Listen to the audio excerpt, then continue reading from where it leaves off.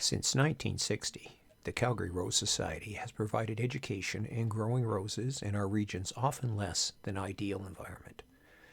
Through our meetings, newsletter, open garden tours, and other special events, we promote the cultivation of the Queen of the Garden. We are pleased to share with you a presentation on the Year of the Garden 2022, which was attended by members of the Canadian Rose Society, the Botanical Gardens of Silver Springs, as well as members from the Calgary Rose Society. Further details on the Calgary Rose Society can be accessed at our website, https://calgaryrosesociety.ca, or on our Facebook group. Thank you. I hope you enjoy this presentation.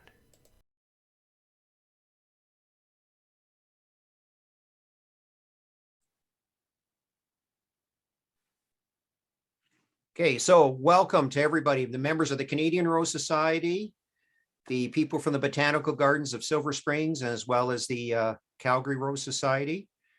Glad you could join us tonight on our presentation. I want to introduce our speaker, and then I'll turn it over to Michelle, who will talk to us about the Year of the Garden 2022. I have to put my glasses on because I can't read this otherwise. So Michelle is a graduate of Algonquin College. He started his career in municipal recreation, which has led to the management of festivals and events, and then into the tulip world and the garden world. From 74 to 89, he worked for the city of Ottawa, then joined the National Capital Commission, where he managed Winterlude, their annual festival. From 92 to 2005, Michelle moved on and managed the Canadian Tulip Festival, which is Ottawa's flagship event. He then went on to be the director of the Montreal International Garden Festival, the Rideau Canal Festival, and Canada's Golden Route. Since 2014, Michelle is now the executive director of the Canadian Garden Council, responsible for Canada's Garden Route, North American Garden Tourism Conference, Garden Tourism Awards, Garden Days, and the Year of the Garden 2022. What is Garden Route? As a volunteer in Ottawa, Michelle is president of Gardens Ottawa, a not-for-profit organization whose mission is to celebrate Ottawa's garden culture. He's also president of Forget for a Moment Foundation, whose mission it is to bring nature inside healthcare facilities. If that's not enough, he's also a board member of the International Peace Garden Foundation, vice president of the International Garden Tourism Network, and chair of the World Tulip Society. So please join me in welcoming Michelle, and thank you very much, sir, for agreeing to join with us tonight and talk about the Year of the Garden 2022. Thank you very much, and it's a pleasure to be here. I am thanking you for the opportunity to speak about something, of course, that I am very passionate about, and that I think is very important for Canada and all of Canada's garden family. So yes, let me say that I'm known as Mr. Tulip as opposed to Mr. Rose, and because of my role with the Tulip Festival and my involvement. And we live in the Tulip House in Ottawa. So if you're ever in Ottawa, you can contact me.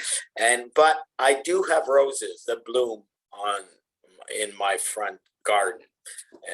And so I do love roses, and it's my pleasure to be here tonight to speak to you about the Year of the Garden and to take you down Canada's garden route and give you a feel like at this time of year, for some of us anyway. I know that in Victoria they've already started the bloom count, okay, but we're not there yet. So I thought we'd take a little tour of Canada's garden route. But so let me share my screen here. Share the screen. Here we go. So if I go slideshow, and I go first. Can you see that? Yes, sir. Okay, super. So, so tonight we'll speak about the Year of the Garden and Canada's Garden Route. And but before we take you down Canada's garden route, let's focus a bit on the Year of the Garden, which is really what we are in the Year of the Garden, and we are just about to go public, and I'll speak a bit more about that. So the Year of the Garden is a nationwide celebration. And why 2022? Well, it's the centennial of Canada's ornamental horticultural sector, and which was marked by the creation of the Canadian Nursery Landscape Association back in 1922. And so, yes, the horticultural sector existed before that, but everybody was independent. It's a bit like Canada. We had the provinces, but it's at one point they decided to come together and create to organize this sector, and that was 100 years ago. And we started planning the Year of the Garden in 2019 when we realized that this anniversary was coming. But then, as you know, COVID hit, and so everything stopped, and we said, "Oh la la!" And so, but then we went into in the summer of 2020, and we saw how gardens and gardening were really helping people to face the challenges of the pandemic. And we decided, well, we should really keep our agenda to celebrate this centennial in 2022. So we got going again, and here we are. And so the Year of the Garden, there are three main, I guess, goals, if you want, that we've set for ourselves.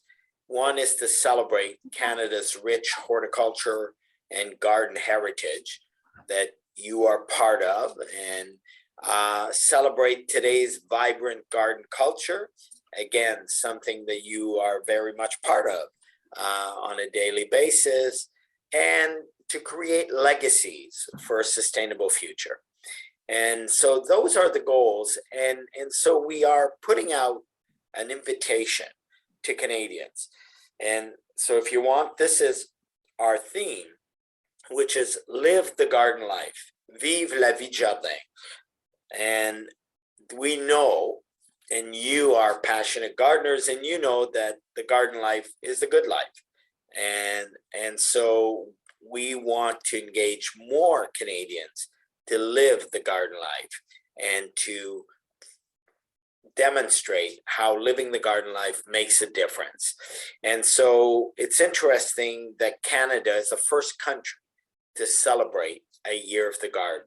When we had this idea, we said, oh, let's look around the world. There must be someone that's done this and we can get the playbook. But no, it's not the case. So we decided, let's go for it. Pourquoi pas? Let's take it on.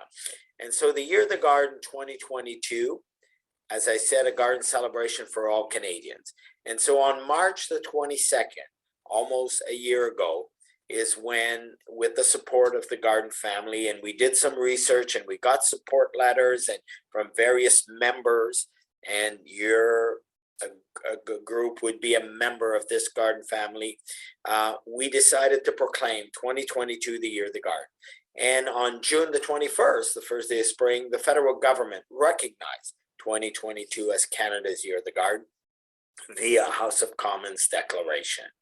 And so the Year of the Garden 2022 is not a big event that is going to happen in Ottawa or anywhere else in this country. No, it's a marketing and communications campaign. It's going to be delivered coast to coast to coast via digital and traditional media. And it's an invitation to Canadians to live the garden life. And our biggest objective is to profile and promote and enhance all the good work that is being done there by members of Canada's Garden Family. And as you can see, I used this presentation, and I forgot to change this one, by the Calgary Rose Society and not the Manotick Horticultural Society. But yes, I have been giving this presentation on numerous occasions to a lot of folks, and it's fun to engage with the garden community. Sorry, excuse me. So I'd like to, at this point, just acknowledge the founding partners. So these are the people that believed in the Year of the Garden before the Year of the Garden was even declared. And so that, they came and they supported, they invested in the work that had to be done to make sure that we could do this. And they are still supporting us today. So, as we said, it's an invitation to live the garden life. And in getting people to live the garden life, we are going to put out invitations out there to Canadians during this year. And we want to make it easy for them to live the garden life. Okay. And so as of the 21st of March, this is when, right since January, and we were supposed to do a garden family launch in January, at the beginning of January at the Landscape Ontario Congress. And that got canceled because of COVID. Oh, we said, okay, we can't start that. And so now we are going public to Canadians as of March 21st. We're putting out a press release, and you're going to hear about it with media and our ambassadors and all of that. And yes, we were planning an event, and we had invited the Prime Minister. But, things right now are not conducive to having a face-to-face event. And I think, the Prime Minister is busy with many other files, as you know. So we've decided, hey, we're launching anyway. We're going for it. And so there will be a press release, and you'll be able to see it on our website. And if some of you are interested, you can go on our website and sign up. We have a newsletter for the garden family where we share information, and we'll be sharing the press release through that mechanism also. So the first invitation is to plant red, to express our Canadian garden pride. And so it's also a way of saluting or recognizing those that has lost their lives during COVID, the pandemic, and the frontline workers that have put in so much energy to keep us safe and to deliver services. And so we are saying plant red. Now, there happens to be a few roses, I think, that are red. So you could plant those also. And so there are a number of plants, but this is the opportunity. And as we've been saying for the past week, well, maybe we can also plant blue and yellow, because we want to be supportive of Ukraine, which is going through its own crisis right now. And there has been this call to action. So yes, please feel free. But so when you plant red, and the way a lot of these invitations will work is when you plant red, you'll be able to inform us. You'll be able to connect with the Year of the Garden, and you might be receiving a certificate to say that you planted red, you participate.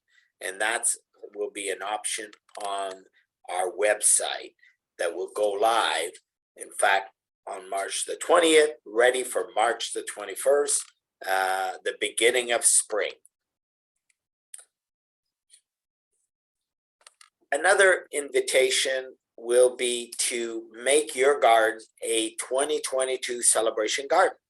And so we would love to see Canadians coast to coast to sign up their garden as a Year of the Garden 2022 celebration garden. And so we invite you to invite your members of your community. It's going to be easy. They can go to the website, they'll sign up, they can identify what the garden means to them. Is it all about health? Is it about edible? Is it about environment? Is it about just personal passion? And then as you sign up, you'll get a dot on the map, if you wish, by community, not necessarily your home address. You give us your postal code, and we'll put a dot on the map, and you can get your certificate that you were part of the Year of the Garden with your 2022 celebration garden. Another invitation is to celebrate our garden heritage. And so, as we said, we have a rich garden heritage. You know, we have a garden culture in this country, and we can go back to the First Nations and their relationship with plants and living in harmony with plants and nature. And then the Europeans arrived, you know, from the first European garden in 1605 in Annapolis Royal, planted by Champlain, to the British that arrived with their rich garden culture. And then with all of the waves of immigrations that arrived and bringing their garden culture to this country. And so we have a rich garden culture. And yes, let's not forget Isabella Preston, which I'm sure you know about, that was developing those beautiful roses, hardy Canadian roses. And so we have a rich history. And part of the Year of the Garden is getting the governments and getting people to recognize that we have a garden culture in this country. Okay. And it's not just a hobby. And it's not just an industry, it's part of our lives, and it's our garden culture, and we need to celebrate it, and we need to keep it alive. And that is certainly what you're doing with all of the activities that you are organizing, and we want to celebrate that. Climate action garden and gardening. So we know there's a big concern about environment. Okay. And, you know, we talk about all these big projects, and we talk about reducing, you know, our emissions. But the reality is that every garden has a positive environmental impact. And we want to make people aware of that. So that is a thing that you can do, is your garden can have. And we're working with CNLA, and they're just about to release a calculator that you would be able to put information in, and it will tell you the environmental impact of your garden. And I think that's an easy way of having an impact and recognizing that what we are doing, what this culture of garden is doing, is having a positive impact on our lives, our communities, and our country. The other element that we wanted to do with the Year of the Garden is to invite more Canadians to be garden volunteers. And we know that volunteering, in which you are all doing, is, you know, you find a pleasure to it, and it adds to your quality of life. And so we have a younger generation coming on, and we want to encourage more Canadians to be volunteers with our garden culture in this country. And so we want to put out invitations, and we invite you to make some special efforts and put out invitations for more Canadians to be volunteers with organizations like yours right across the country. Now, you are involved with gardening, and you know the health and the well-being benefits of gardens. And so, but we want to profile that, and we want more people to understand that. So one of the things we did is we associated with the Canadian Horticultural Therapy Association, and starting the first week of the year, the launch of the Year of the Garden, we will put out a weekly therapeutic garden invitation. And so we want Canadians to recognize and to experience more of the health benefits of the Year of the Garden. And so be on the lookout for that. And if you see it, share it with your friends and take it to the next level.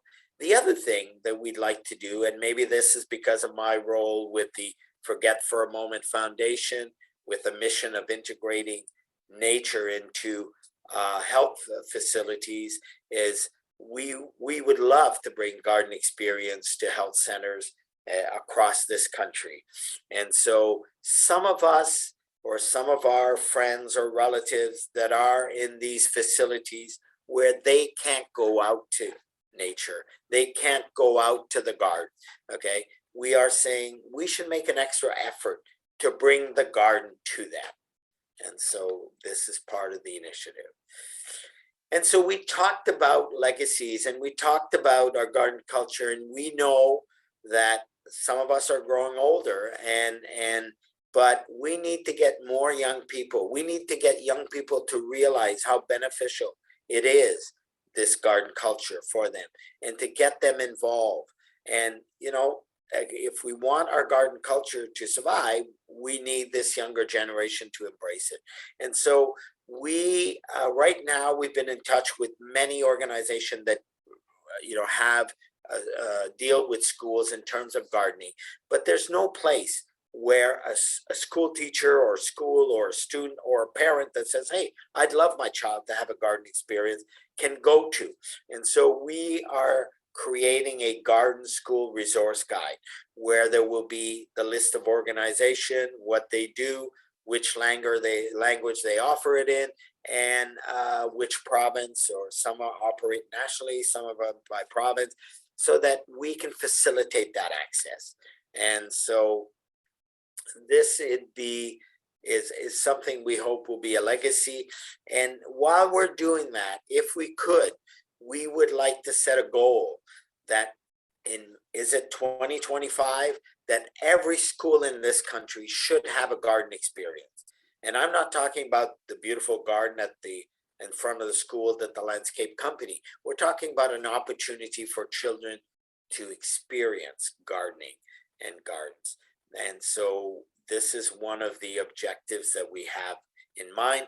Right now, there's 15,000 plus schools in this country, and we've been trying to figure out how many schools have a garden experience, and we don't know that. It doesn't exist. So we have to find the resources to document this. But for the time being, we will make the garden school resource guide available and hopefully encourage more schools to have garden experience. The other one that we want to do is recognize our garden volunteers. And to do this, we're creating the Canadian Garden Heroes program. And I am sure in the Calgary Rose Society and in the Canadian Rose Society, there is that one individual in 2022 that can be selected as your garden hero.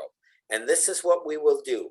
On our website, again, you will be able to access the information about a Canadian Garden Hero, criteria, and then we will ask you to select one person in your group, and then you will be able to submit that through the website and say, this is our Canadian Garden Hero. And so we will recognize that. And then during Garden Days, from June the 11th and the 19th, then we're going to invite you in your community to celebrate your garden hero. And, we want everybody to recognize that there are these individuals that make a difference for our garden culture in communities across the country. Now, this is another one that we want to have as a legacy. And, we have a Hockey Hall of Fame, and there are a numbers of Hall of Fame, but we do not have a Canadian Garden Hall of Fame. And we're saying, why not?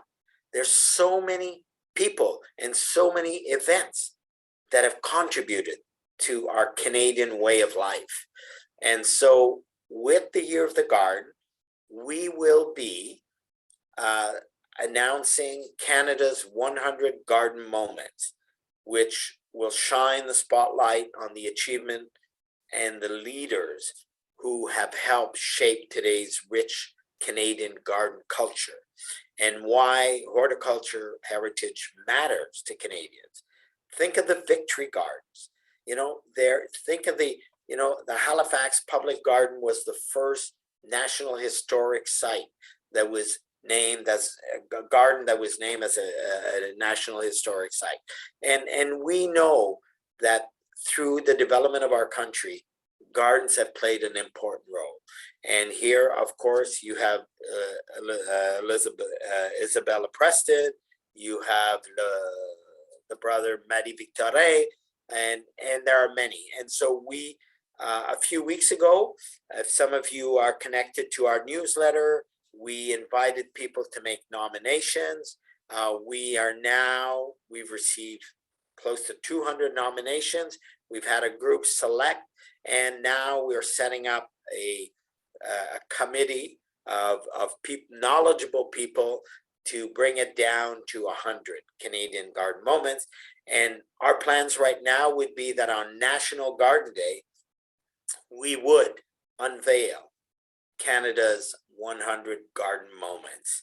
And hopefully we've applied for some money, and hopefully if we have the resources, we could also create a virtual Canadian Garden Hall of Fame, so that this is a place where people would go, and then every year we could add to it and recognize these great Canadian leaders and moments of our lives.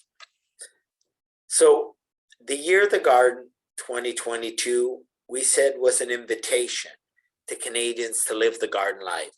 And so we thought, hey, if I want to live the garden life, where do I go? What do I do? So why not create the Live the Garden Life agenda, where we invite you. You can go on, put your activities in there, and so that everybody has access to them, and profile the work that you are doing. And so we will be promoting this, and we're inviting you. You can already go on the website that is there, focusing on the garden family, that you can register. And once the new website is up, you will also have that capacity of going on the website and saying, hey, we're having an event on this day. And so let's bring all of that together, create synergy. And if I happen to love roses and I'm going to be in Calgary, I might look up to see, hey, what could I do while I'm in Calgary? Oh, and discover that there's a beautiful activity that you're organizing. Now, one invitation that we are putting out there is to Canadian municipalities. And this is with Communities in Bloom and Les Fleurons Québec. And we're inviting Canadian municipalities to celebrate with us. And what we're asking is that they proclaim 2022 the Year of the Garden, and that they commit to being a garden-friendly city, and that they commit to celebrating our National Garden Day, which is Saturday before Father's Day, which is June the 18th in 2022. And so Toronto was the first city, believe it or not, that proclaimed 2022 the Year of the Garden. Ottawa, I'm from Ottawa, and I'm proud to say that Ottawa did it unanimously on November the 24th. But I have to say, basically, every time it's gone to a council, it's been unanimous, okay? But Calgary hasn't done it yet. So I'm challenging you to put the pressure on Calgary to proclaim 2022 the Year of the Garden. And what we tell municipalities, this is a chance to celebrate organizations like yours, like Horse Society, garden clubs, and all these gardeners that are out there for all the good work that they do, and the way that they contribute to a community's quality of life. And so we invite you to get involved. Call the mayor, call your counselor, saying, hey, and if you go on the website that is there now at Year of the Garden, you can download an invitation that we've prepared. You can download a template of a proclamation that we're proposing, and you can download a presentation so that your city councilors or your city council members will understand what the Year of the Garden is about. So the challenge is yours. Can Calgary proclaim 2022 the Year of the Garden? Now, another invitation that we have is an invitation to travel and visit as many gardens as you can. So right across this country on Canada's garden route and in your community. And you have gardens in your community. In fact, you have the what is it there? The Mutard, I think, Conservatory. And so, you know, you have. I've been to Calgary. You have beautiful gardens there, and so. But let's invite all Canadians, and I'm happy to say that Destination Canada has joined our team and the Year of the Garden to invite Canadians to visit gardens across the country and to be part of the Year of the Garden. So we have Canada's garden route. So we're saying, hey, which garden would you suggest your members to visit across the country? And are the Calgary gardens on Canada's garden route? Okay. And so let's engage with that and let's show what we have to offer, and let's invite the world, you know, to come and visit our gardens. Why not? We can be proud of our beautiful gardens. And so what I'd like to do now is take you on a tour of Canada's garden route so that we change the scenery here a bit. And so this is Canada's garden route. And this is how we started Canada's garden route with Via Rail. It was then the Via Rail garden route. Of course, then we discovered that there were gardens that were not necessarily along the track, but you probably know that definitely the railroad had quite an impact on gardening because every train station was a beautiful garden when it was built.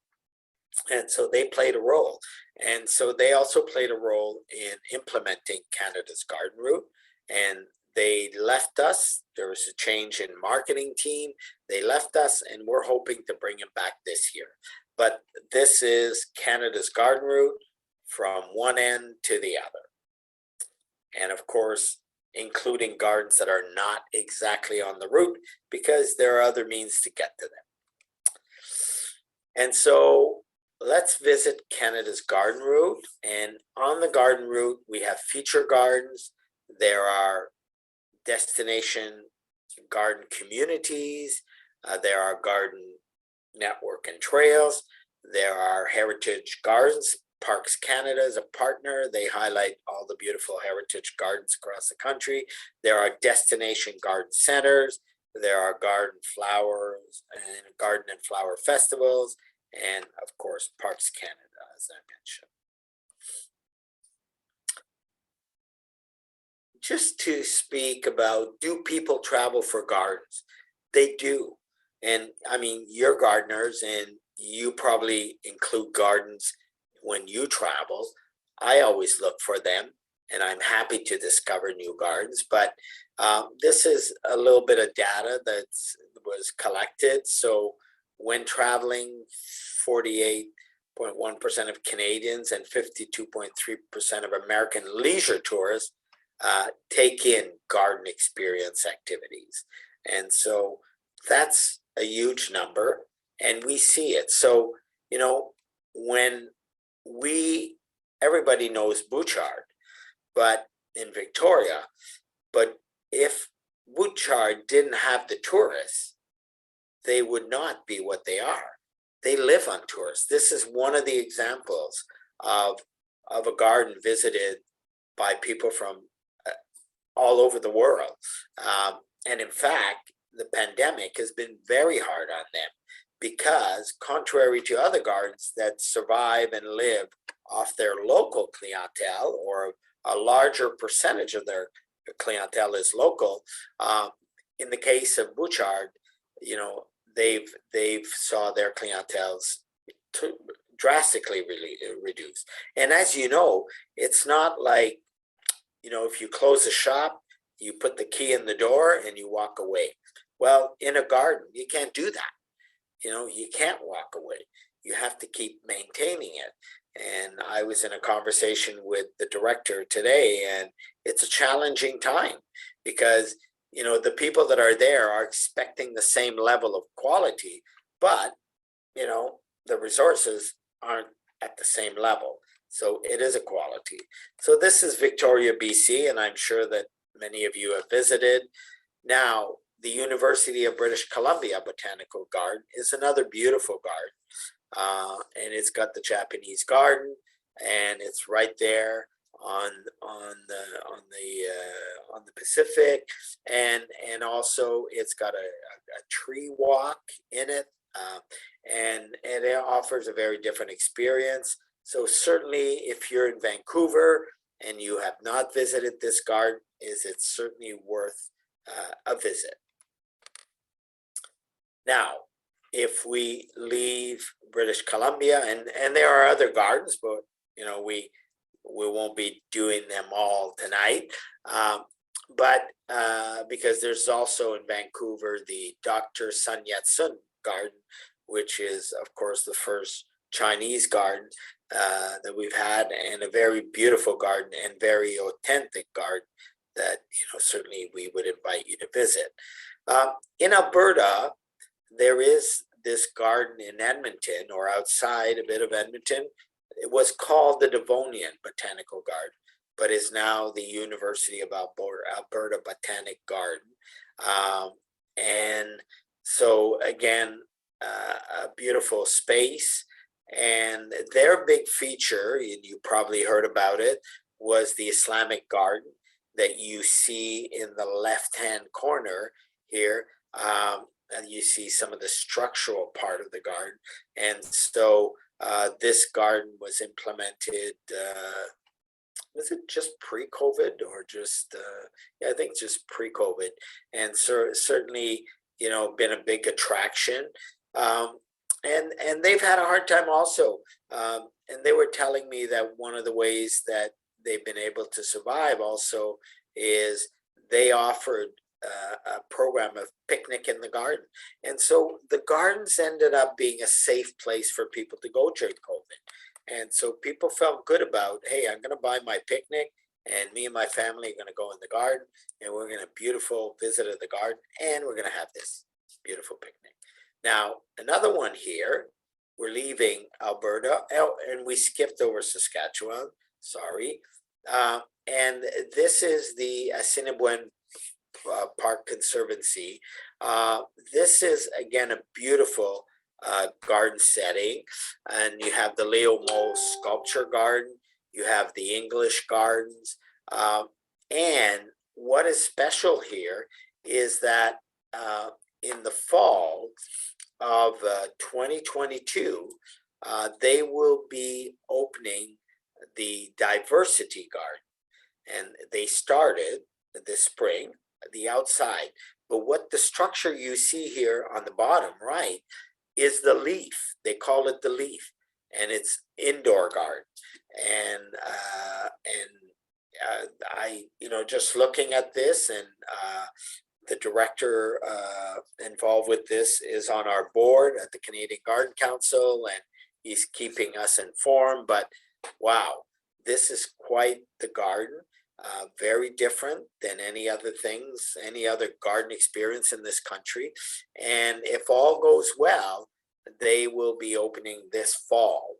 And so if some of you are traveling to Winnipeg, you might want to check this out, definitely. Now we leave Alberta to come to Ontario, and of course, you know, Niagara Falls and the Niagara Parks Botanical Garden, and the School of Horticulture is there. And Niagara is, I always say Niagara region is a garden. And certainly they do a great job in maintaining and offering a beautiful experience. In this case, they also have a butterfly conservatory there. And if you've been to Niagara on the Lake, just beside Niagara Falls, I mean, when you go down the main street there, when you enter, you kind of get that garden feeling. It's certainly one of our beautiful community or destination garden communities that we have in this country. And so Niagara Falls Botanical Garden, great place to take a honeymoon, of course. And then in Ontario, we have the Royal Botanical Garden. And some of you have probably been there. It's certainly the only garden in Canada that has the royal title, and a huge site with some very big natural space. But as you can see, some very beautiful garden space. And they have the rockery, which is the rock garden, which is the black and white photo you see there. Well, again, just before COVID, they renovated or they redesigned the whole rock garden. Unfortunately, with COVID, they haven't been able to, celebrate it in as big a way as they had planned. But I'm certainly looking forward to visiting that new rock garden after I visited this one. But apparently, it's now a wow experience of the Royal Botanical Garden. Now, this is another garden in Ontario. It's called the Whistling Garden. You might have not heard because this is their 10th anniversary this year. And like many gardens, like, Bouchard was a family passion. And this one is the passion of Darren, the man on the left-hand corner that you see, Darren Winger, and he was passionate. So he bought this property and he's transformed it into a garden. And he's an artist. He was inspired by Versailles, the gardens of Versailles. So you see the fountain there, alluding to that. And he has, they've developed this from scratch. And all I hear are very good things about this garden. And I've been to it and I really enjoyed it. And Darren is the man behind it. So if ever you're in that part of, between Niagara and Hamilton, somewhere in there, there is a small town called Wilsonville, and you can visit Whistling Garden. And this year is their 10th anniversary, and I'm sure they'd be happy to see you. Now, if we leave Ontario and we go to Quebec, well, the Montreal Botanical Garden, created by the brother Marie Victorin, is Canada's, how would I say, flagship garden. When it comes to botanical gardens, it's a huge property and beautiful greenhouses. They have an insectorium as part of this, and they have a Chinese garden, and they are very well respected in the world of botanical gardens. And so I'm not sure if some of you had a chance, but certainly a beautiful garden to visit if you're in Montreal. Great location by the stadium, and certainly worth the visit on this site. And then in Quebec, the next two gardens are different and special. So this one is Domaine Joli de Lotbinière. It's beside Quebec City in a small village. And this was an English how would I say, property. And it started off, of course, with the English style garden. And when the property was sold, they decided that they should keep it as a heritage venue and to develop the garden. And so they did that. And again, I had the pleasure to visit this garden last year for the first time, and it's a beautiful garden, right there on the edge of the St. Lawrence River, and great place to spend some time. I did it while the pandemic was kind of letting us travel a little bit. So we were looking for something different, and we went out there and we truly enjoyed this beautiful garden. And this is the other garden that is a bit special in Quebec, which is, you might have heard of, the Reeford Gardens, Les Jardins de Métis. They have the blue poppy. Again, this is a matter of a family, a bit like Le Domaine also. And Elsa Reeford that you see on the left-hand corner, this was her passion. And so she created this garden, and her grandson, now Alexander Reeford, which is the president of the Canadian Garden Council, is managing and developing the garden. And what he has done is he has created the International Garden Festival in this garden. And so you can see here an installation so every year they invite designers and artists from around the world to create a garden that is interactive, and that is, they're all different. I've seen many of them, and so, but it's interesting to be challenged in this design way in a garden. And so the beauty also is that, you know, they keep a few pieces from year to year, but there's always new works of art to excite you in this garden. Now, another beautiful garden, if we go to Nova Scotia here, is the Halifax Public Garden. And so Halifax Public Garden, as you can see there, it was one of the first gardens, and I mentioned it, to be recognized as a historic national site. And it's managed, it's owned by the city of Halifax, and they have a great team of volunteers that support the staff, and it's right there in the middle of the city, so certainly worth a visit if you're in Halifax. Again, a bit like Bouchard, that benefit from the cruise clientele, the Halifax Public Garden also, because the cruise arriving in the port, but in this case there is no gate. It's they offered it as an experience for the tourists and the visitors. Now here's another special garden in Annapolis Royal, again in Nova Scotia. Now Annapolis Royal Historic Gardens, and this is, remember I mentioned in the first European garden in 1605, planted by Champlain. Well, this is where it was planted, believe it or not, okay, in Annapolis Royal. And this is before Quebec City. Remember, Quebec City was founded in 1608, but 1605, here was Champlain. And of course, it was part of also survival. It was edible garden at that point that was planted, but it's all part, the history is there, and you have this little Acadian house, traditional Acadian house that is there, and a beautiful selection of plants, and also a beautiful experience to walk in this garden and to enjoy its cultural aspect. Now, if we move to New Brunswick, here's another one.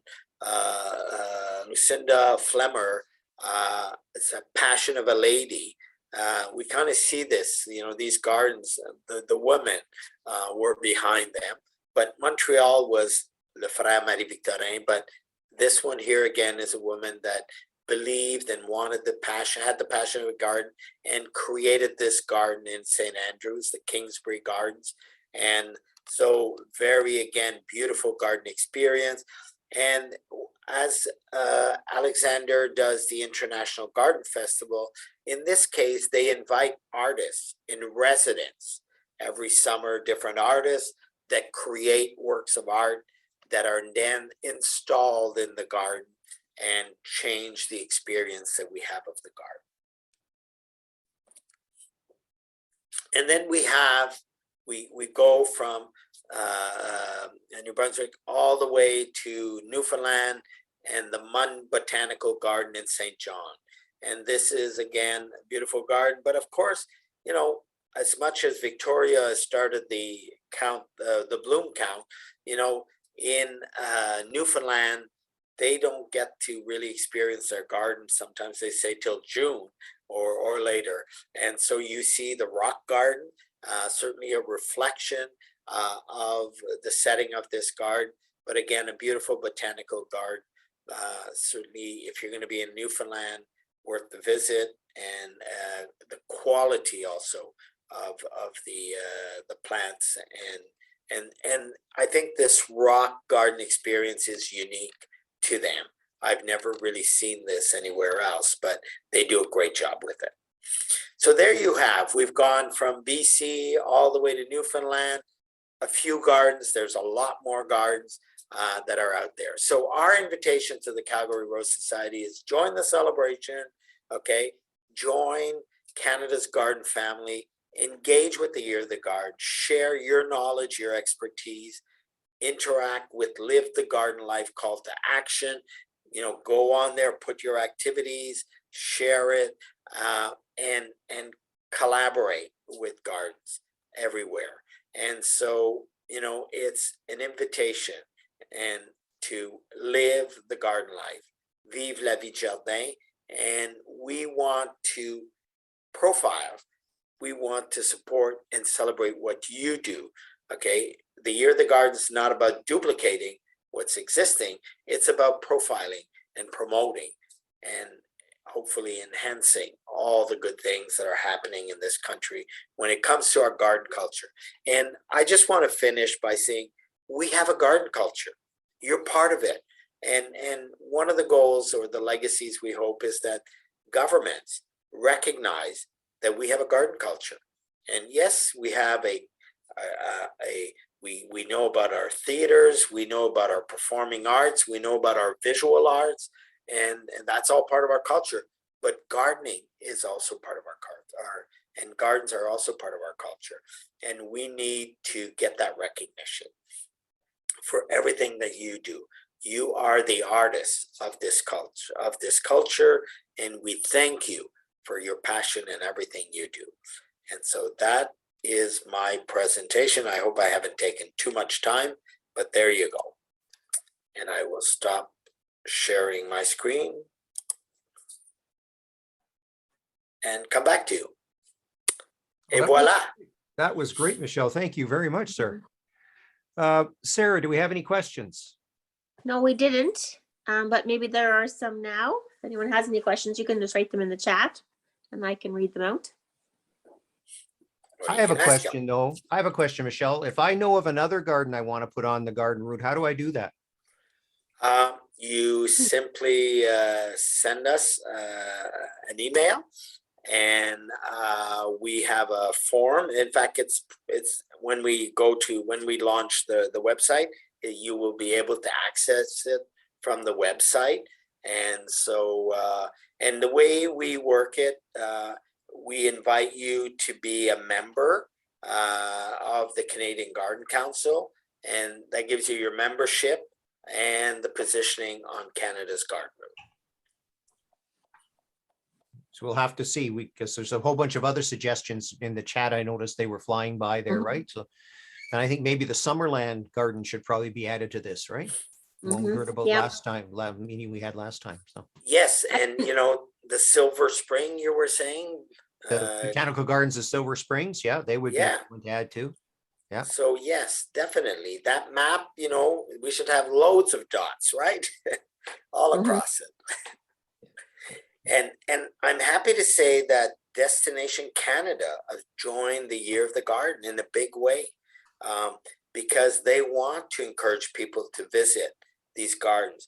And so, for the cities, and we know that cities have been hurt by the pandemic, and the idea is to get people back to visiting cities. And so this is a great opportunity to position gardens on Canada's Garden Route. Especially the ones that are close by, you don't have to spend a lot of money in gasoline to drive to. That's right. With the price of gas right now, you can bicycle to it. That's right. Those are the ones I like. Yeah. Sarah, were there any other questions come up? Nope, none. No, just some more suggestions. So we'll have to Yeah. go through and Yes, Royal Roads Uh, University in Victoria has a fantastic garden. We know Mhm. that, and they're on the map. I love that. Yeah, yeah, certainly. Anyway, my email is easy. It's director@gardencouncil.ca. So if any of you want to reach out, but it's on the website. You can find this information, and so yes, please. And you know.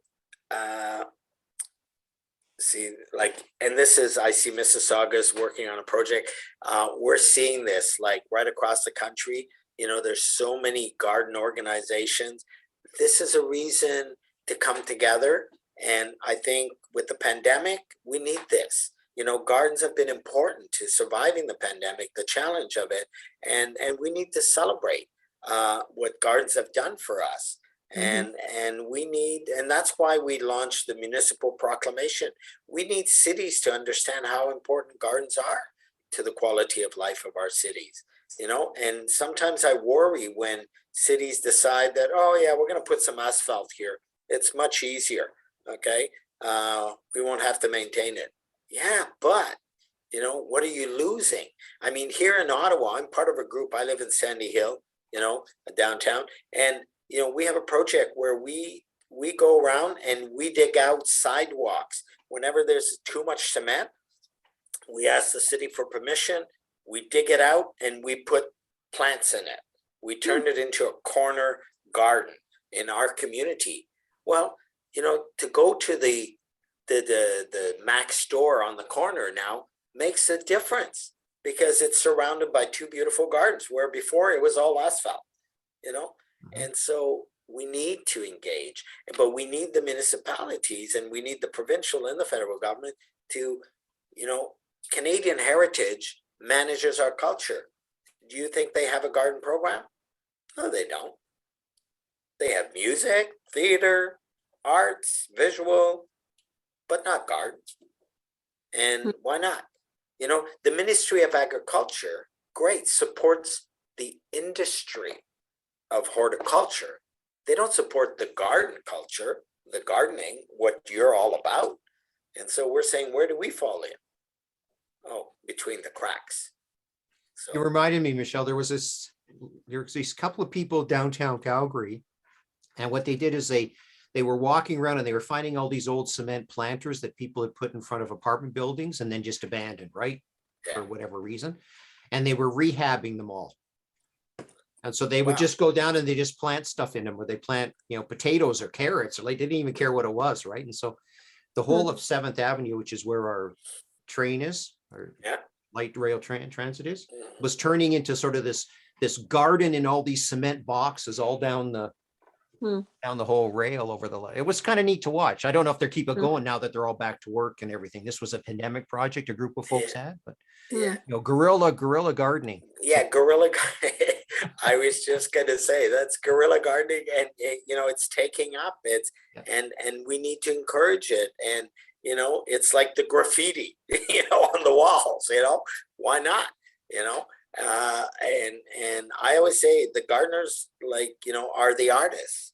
And what's changing is this garden culture is transforming itself. And we saw with the pandemic, a lot of younger gardeners, but they're not coming at it for the same reason. They're coming at it for environment, for food, or for health, or for, believing in a cause, okay, the pollinators.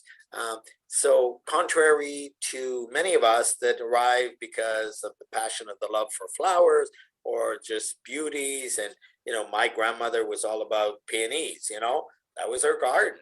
And we always loved to go to see the peonies. But, so it's transforming, and that's good, okay? Because the culture has to transform. And we need to respect that and encourage it as we move together.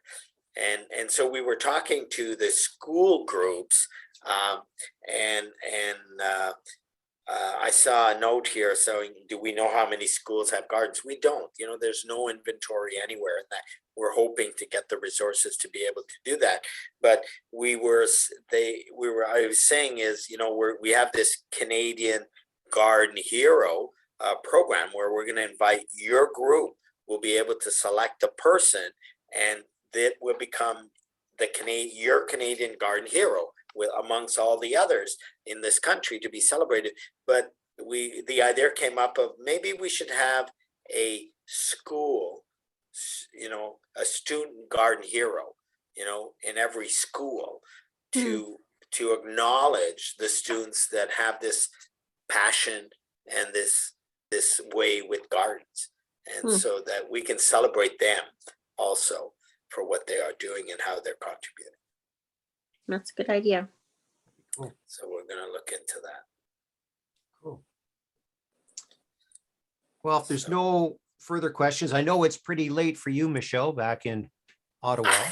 That's okay.